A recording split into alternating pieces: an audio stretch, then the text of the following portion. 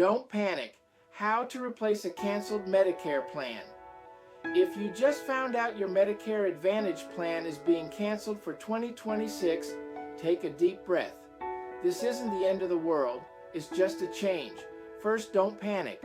Yes, some plans are going away, but Medicare Advantage itself isn't, and there are still plenty of strong options for you. Second, be proactive. Review the 2026 plan options during open enrollment. Don't wait until your old plan disappears. Third, get help. That's what I'm here for. At Medicare, self-enroll.com and insuredmeds.com, you can compare every plan available in your area in English or Spanish, and even chat with a 24/7 assistant who can walk you through your options. So again, don't panic, just take action. I'm Bill Vargas, and I'll help you find the plan that fits your life, your needs, and your peace of mind.